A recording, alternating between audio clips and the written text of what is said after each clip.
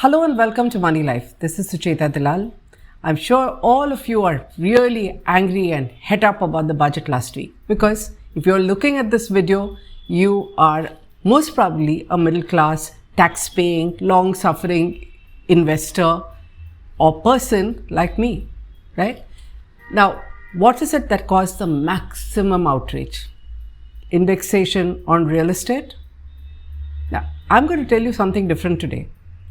My view, based on what I've heard from experts in the market, is that yes, we all got outraged because we expect the budget to hammer us, and it's been happening year after year.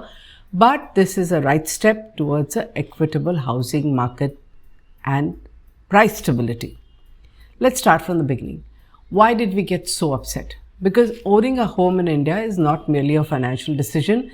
It is aspirational, it's an emotional issue, it represents a significant personal milestone, and it's a measure of success. So most of us Indians who don't inherit from our parents will invest in a home as soon as we can afford the down payment and the equated monthly installment. Now, we also aspire to trade it up every few years to a bigger house, better locality, which means that we expect this whole capital gains gamut to play in our lives. And that's why the indexation issue, without looking at all the details, harassed us because we felt like every time the government is again imposing something, more pain on us.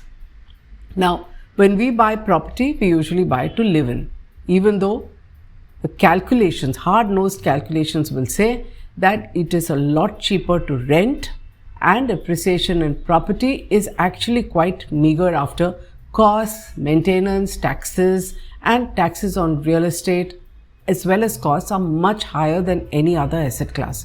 But we want that roof over our head. So property is very emotional, and all of us want not one, multiple houses if we can afford it. Over the decades, the government has understood this. It has encouraged our aspiration. It has provided a steady increase in tax exemptions on interest payments as well as repayment of principal. Now, selling a property, the income tax used to make it also easier by saying you will index it. So if you buy it at a certain price and you sell it, you have a capital gain, then indexation is allowed to adjust the inflation while calculating capital gains. I'm going to come to it in a little detail. The union government overnight eliminated the benefit of indexation while reducing taxes. Everybody was outraged, me too, especially because we are overtaxed and we believed that this is not going to work. There were many experts who came out to say that this is bad. Now let's look at it a little more carefully. So when the union budget eliminated indexation overnight, there was such outrage that there was nothing else almost for a while on social media. So much so that the BJP's IT cell head smirked in a tweet that everyone is an indexation specialist tonight. For once, after the elections, party veterans themselves are sort of chastened. So within minutes, they tweeted back to him, and he was advised against trolling citizens and appearing arrogant and tone deaf, so he deleted his tweet. But what does it show you? That was the level of anger among people that evening. A closer look at the decision to scrap indexation actually suggests that Finance Minister Nirmala Sitharaman does not need an army of supportive influencers whom she met in North Block to defend at least this aspect of the budget. And remember, this video is not about the budget. This is about one single issue of indexation, and that's what I'm going to discuss because that is what caused maximum outrage that day. There are lots of other things to be discussed, not in this one. So I spoke to several realty experts whom I respect. They're all unanimous that eliminating indexation on realty will actually lead to higher tax payments for a small group of people. But overall, the impact may be positive in the long run. Advocate Anil Harish points out that the problem is the abruptness of the change. No transitional phase, no grandfathering clause. This poses challenges, especially people who are halfway through a transaction, budgets go awry, and it's not the way things are done, but this is how it happens in India. So overnight, somebody ends up paying a huge amount of money which was not even calculated while a selling decision was taken. This is again, I repeat, a small group of individuals. But the fact that the government acts like this, and that's why it causes so much of outrage and shock, is that sudden decisions have been a hallmark of policy making in the last decade. Whether it is demonetization of currency, whether it is imposing a sudden lockdown during COVID, or forcing buggy software on us for statutory reporting through the Ministry of Company Affairs, the income tax. Remember, all these carry heavy penalties. So there's a deadline, the software doesn't work, you're staying up overnight because if you don't do it, you are penalized, but the government is responsible for the software taking no responsibility. We are used to this. This is why when something else happens overnight, we are shocked and angry, justifiably. So now let's come to indexation. What really does it mean? To understand the implications, you have to understand what indexation in real estate means. Capital gains are calculated as a difference between the sale price of property and purchase price. So sale price is higher, purchase price is usually lower for most people. The indexed cost of acquisition is adjusted to factor in inflation, which is based on a government cost inflation index. The government announces this number. So the sale price is adjusted for all the inflation. You've held it for 5 years, whatever this number was for 5 years. So your cost of selling actually comes down, your capital gain comes down, and you pay the tax only on the limited amount after indexation. Long-term capital gains tax, as you can imagine, is the difference between the sale price minus the indexed cost of acquisition for a long-held asset. Now, on 23rd July, the government amended the rules, scrapped the benefit of indexation for calculating long-term capital gains tax, like I said, with immediate effect. At the same time, it reduced the tax from 20% plus. So it wasn't 20%, there was some cess over it, to 12% plus. So it's not 12%, there is some cess over it. This changes it to a flat rate and it simplifies tax computation. It aligns tax treatment with other asset classes where there is no indexation, there is no need for indexation. The government has also clarified that this is only for people who bought property after 1st April 2001. So before that, indexation continues. I spoke to Mr. Pranay Vakil, Chairman of Praron Consultancy India Private Limited. He points out that those who move from one house to another, I'm assuming a bigger one, are not affected by the change so long as their capital gains do not exceed a cap of 10 crore which was introduced last year. Based on certain interpretations, he says this applies not just to that one roof over your head but actually to 2 properties. Now you want to know that and you own 2 properties, consult a tax expert and a realty expert. Now, those who plan to swap existing apartment for newer, bigger ones are unaffected. Mr. Vakil also divides property owners into 2 categories. Those who invest in realty because they want to flip and make a profit, like you would invest in equity, and those who invest in it but actually live in it because they are looking for a home. He and other realty experts agree with the finance minister that a majority of home buyers buying property do it for personal use and they will remain unaffected. Then the question is, who is affected by this change? Essentially, these are wealthy individuals who buy real estate as an investment. They are also again of 2 types.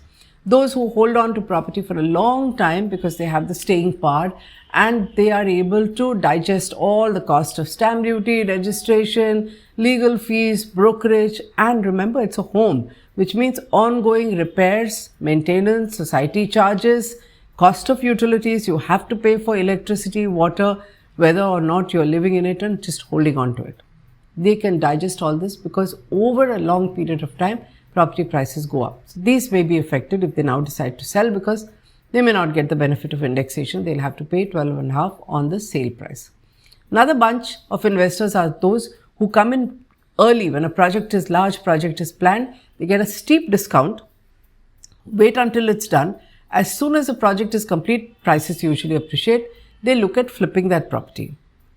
Now, it depends on how many years it takes, but if it is long-term capital gains, they get the benefit. They will be affected. How really does this work out? Not everyone makes money. Like I said, property is really a risky speculative gamble. And while it seems as though property prices are going up all the time when we want to buy it, things don't look all that bright. So Pankaj Kapoor, Managing Director of Liaisons for Us, which is a leading real estate research company in India, has given me some numbers. He took one specific pin code, Prabhadevi Worli in Mumbai. This is 400026. That's the way his firm collects data. He says the average price in this pin code rose from 59,601 per square feet in 2009 to 86,204 in 2024, which means this appreciation at a compounded annual growth rate is just 2.4% over 15 years. Your FD pays you better, right? This is all it was. We think that real estate in this area is very expensive, but this is how it has been. Now, the inflation index value, which was 148 in 2009, he tells me rose to 363 in 2024. Inflation increased at a compounded annual growth rate of 5.8% during that period, right? So an investor is caught in this situation, actually suffered a loss by the indexation method. But he will still have to pay 12.5% tax under the new rules on this meager annualized gain of 2.4%. Mr. Kapoor says, since investor activity was very high in the 2006 to 16 period, such investors ended up making a wrong speculative bet. They bought high, they earned a return that was lower than inflation, and they have no escape from capital gains tax. For these investors, again remember investors, not homeowners. For these investors, realty as an asset class will probably lose its appeal. Now, the policy change in this budget also addresses a broader issue of India's housing market, which is this speculative investment that contributes to housing shortages. Remember, wealthy investors are investors in real estate, right? So they can afford to keep these flats and apartments closed. Bombay especially has thousands and thousands of apartments that are locked up because our rent laws are still a little dodgy. You may not be able to get your property back, and those who have money don't want to risk it. So you have locked properties while there's such a shortage for those who want to buy it, and prices keep going up. So India has historically used tax policies to steer investment to specific asset classes. They encourage people to buy homes. All of us have a flat because of this encouragement.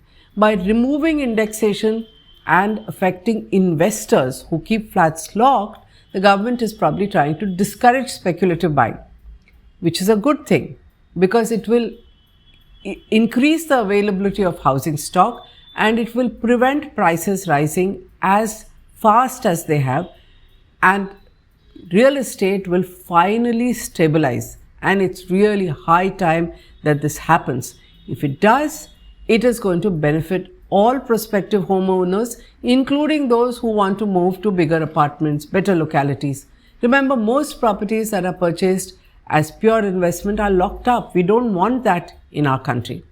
As India continues to evolve its economic policies, the real estate sector will need to adapt to these changes. And I think most investors are fine. They'll just move to the stock market, which is continuing to go up no matter what, even post the budget.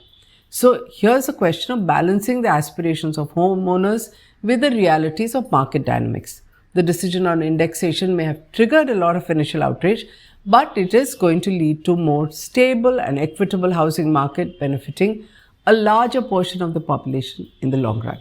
So this is an issue on which let's not outrage. There's a lot more we can outrage about, and I will come to you with it week after week. So do subscribe, and thank you for watching.